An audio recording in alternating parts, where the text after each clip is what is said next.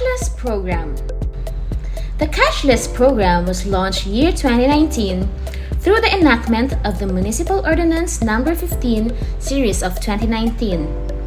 This program intends to maximize the LGU's fund in terms of disbursing assistance to the locality. It aims to have different partners and service providers catering different kinds of services related to medical and burial assistance. On its first year of implementation, the LGU had only 5 service providers, 1 partner in laboratory, 2 hospitals, and 2 pharmacies. Presently, the LGU has 18 total service providers with 6 pharmacy partners, 5 hospitals, 4 funeral services, and 3 laboratory services. In this program, the MSWD office is in charge of the issuance of the quarantine letter client. The process of the assistance to individuals in crisis situation is also followed in this program. The program also intends that the assistance provided to the client shall serve its real purpose, to avail what is requested. Special programs for our senior citizens. Localized social pension. This initiative of the Municipality of Orani Bataan to adopt the national program started on 2019. Initially, the program had 100 senior citizens who shall receive the same amount of those in the National Social Program and shall also undergo the same qualification process. Presently, the LGU has 200 beneficiaries for the said program. This program was enacted through the resolution of the Sangguniang Bayan No. 75 Series of 2019. A special program to birthday celebrants turning 60 years old. Sangguniang Bayan Resolution No. 192 Series of 2020 is a resolution approving the cake giving program and granting cash gift amounting to 500 pesos to the residents of Orani Bataan turning 60 years old. Every year, the LGU implements this program through the OSCA and the MSWD, wherein they visit the senior citizens every month celebrating their 60th birthday and handing over house to house the senior citizen ID and the gift from the LGU. Each year, there are more or less 300 to 400 senior citizens who benefited in the said program. Another special program for our lolos and lolas is the Sangguniang Bayan Resolution No. 124 Series of 2018, which authorizes the municipality to grant 5,000 pesos financial assistance to senior citizens 90 years old and above as incentive in the celebration of Senior Citizens Day. Adopt a Senior Program. This is an extended program of the localized social pension. This program encourages private individuals, companies, and philanthropies to sponsor indigent senior citizens who shall also receive the same amount being granted to our national and local social pensioners. Presently, there are 34 slots available for our senior citizens to benefit in this program. Bigay Pag-asa Volume 1. Unlike in the regular IKES where client can only seek assistance every 6 months, in this program, client is eligible to receive financial assistance every 3 months, amounting to 3,000 pesos or 12,000 pesos every year.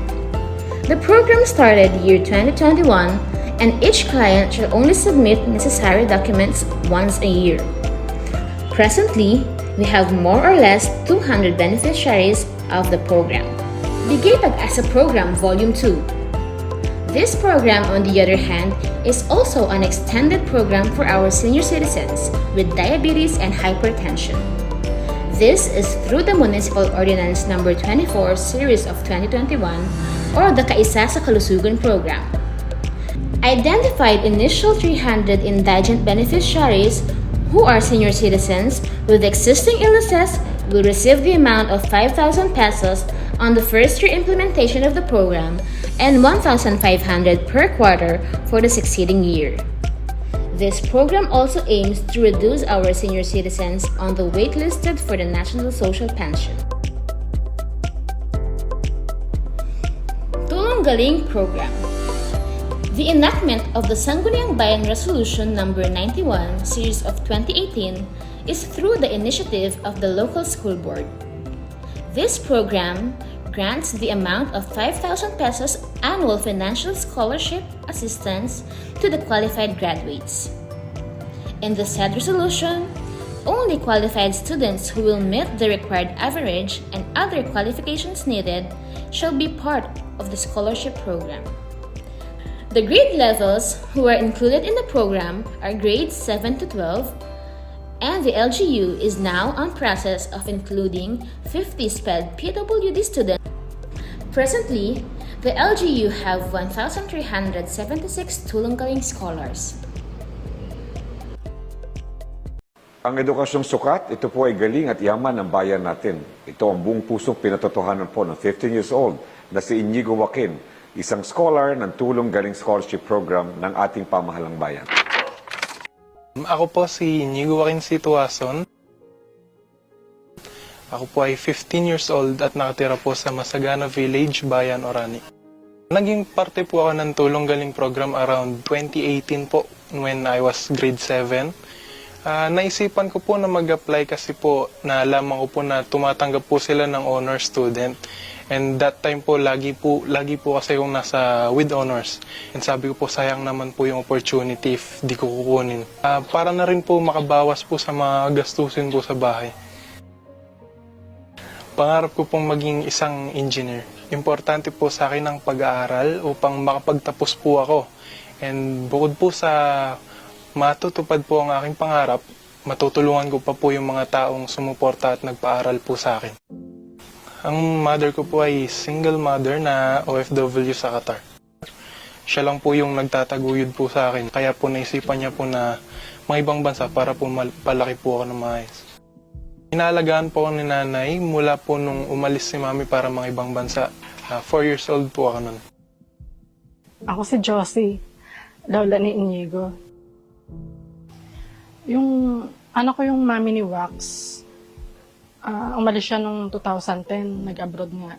Kaya buhat nun, ako na yung tumayong guardian ni Wax.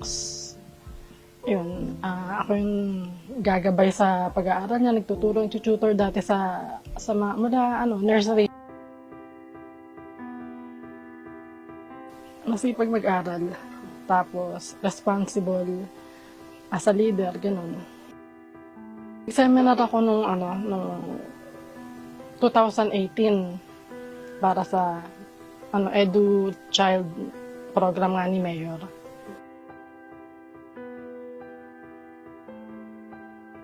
Tapos ko yung buong maghapon na seminar. Tapos yun, nabigyan naman kami ng certificate, values formation, saka yung tamang yung pagiging magulang ba or pagiging guardian, kahit na malaki na si Wax. Ako lang kasi yung nanditong nakatingin sa kanya. Kailangan kong supportahan or gabayan siya para makatapos nga siya ng pag-aaral.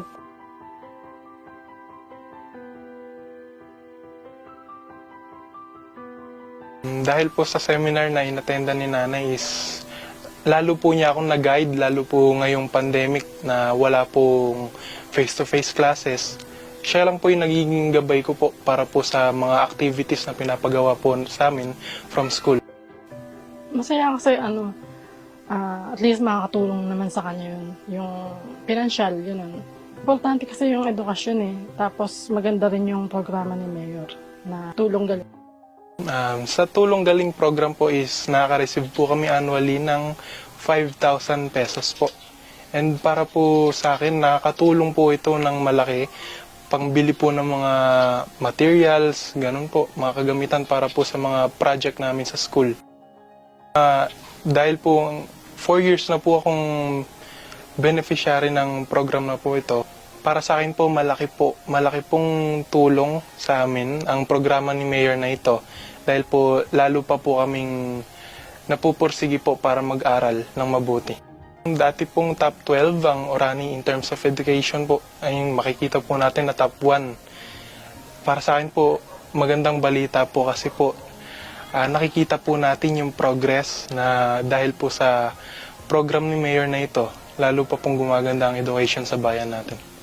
Mahalaga po sa akin na isa puso ang bayan ng Orani dahil po ito po ang bayan na aking sinilangan, ito po ang bayan na aking kinalakihan at ito po ang bayan na gusto ko pong pagsilbihan balang araw.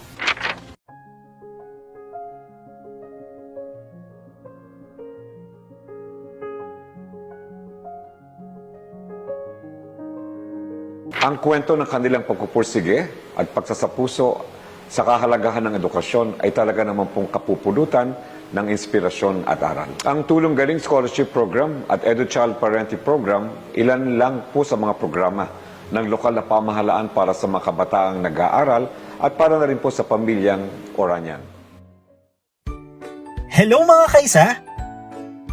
Mabilis na aksyon ba sa inyong mga pangangailangan ng hanap nyo? We got you! Dahil ang lokal na pamahalaan ng Orani, sa pangunguna ni Mayor Bonjong, sagot na ang pinakamabilis na serbisyo at pagtulong. Presenting ang Basta Taga Orani Card o BTO Card. Isa itong cashless assistance program kung saan direktang pumapasok ang tulong pinansyal para sa ating mga kababayan. Gamit ang DigiCard na ito, mas kaunti na rin ang requirements para makakuha ng benepisyo. Paano? Alamin natin sa video na ito.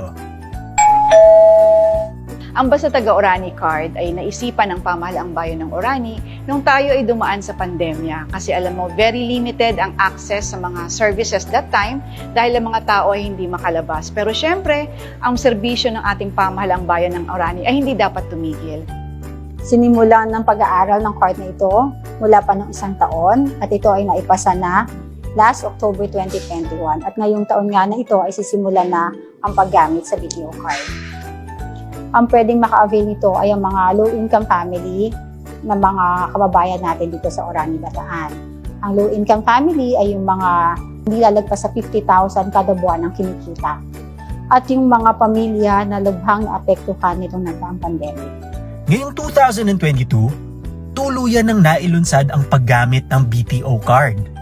At ang bilang ng mga family head na beneficiaries o cardholders, umabot na ng 5,000.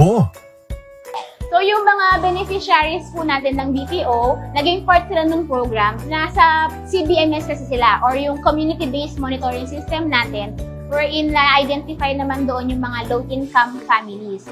In-assess sila kung talagang qualified sila for the program. And then upon validation po, doon po namin sila in-encode sa system para maging official po na part sila ng BPO. Maaari na ring matugunan ang pangangailangan sa pamamagitan ng mas pinabilis na serbisyo. At sa ngayon, mayroong 4 na kategorya na matutugunan ng card. Ang funeral o burial, hospital, pharmacy, at laboratory. Yung guarantee letter, ito yung napakita mo sa mga partner establishments natin. Yung partner establishment natin na nagkaroon tayo ng MOA sa kanila yearly. Actually, padami nga ng padami ang ating mga nagiging partners. Maraming halos butika na dito sa pamahalaang bayan ng Orani ay kapartner na natin. Lahat ng laboratory, funeral service kung dumating sa pagkakataon na kailangan. In fact, pati ang ating memorial, kasi sa burial kailangan din yan. Kung kailangan nyo ng mga laboratories, hospital, sa ibang lugar, sa Balanga, meron din tayong mga kapartners dyan. Our regular assistance, maraming requirements. Hihingan namin ng barangay indigency, hihingan namin ng sulat addressing yung need ng kliyente, tapos mga IDs, mga ibang documents. Ang kagandahan nito sa process ng BTO, nalimitahan yung documents na hinihingi. So lalapit lang sila sa office namin, meron tayong separate window for them para mas mabilis yung transaction. So hihingin lang namin yung BTO card nila, valid ID, and yung request kung anong assistance yung hinihingi nila. Reseta man yan, or lab request man yan, or hospital bill man yan. I-check yung mga documents, i-interviewin, i-assess, and then after nun, in a few minutes lang, matatanggap na nila yung guarantee letter since if available naman yung assistance sa mga partners natin, makakapunta na sila agad dun sa service provider kung saan namin sila i-refer. Ang ilang tulong pinansyal, direkta na ring papasok sa BTO card. Napakagandang programa talaga nito kasi yung bilis nga ng proseso ng pagbibigay ng tulong, napakalaking bagay sa kabayan natin kasi dati-rate, kailangan mong pumila ng halos isang buong araw. So isang buong araw, yung mawawala sa'yo. Imbis na nagtatrabaho ka, kailangan mong asikasin nila yung mga papeles para makahingi ng tulong. Dito sa card na ito, hindi ka pabalik-balik, kasi yung card, pwede mo siyang ipambayad diretso sa mga merchants. Ang isa pang purpose ng ating Basta Taga Orani card is meron kasi tayong mga regular na programa sa ating pamahalaang bayan ng Orani, katulad ng mga allowance ng mga barangay tanod, ang allowance ng mga barangay health workers, yung ating programa, yung Bigay Pag-asa, yung para sa mga pasyente na nagdadialysis at mga pasyente na nagkikimo. So sila yung mga regular na nakakatanggap ng financial assistance. Kasama rin ng mga senior citizen. Nakita natin ng mga programa na to na ito yung regular na binibigyan natin ng tulong ng ating pamahalaang bayan ng Orani. Hindi na nila kailangang pumila o bumalik sa ating munisipyo para makuha ang tulong. Sa pamamagitan ng Basta Taga Orani card, regular na papasok ang tulong sa kanila sa mga oras na pinangako ng ating pamahalaang bayan ng Orani. Paalala.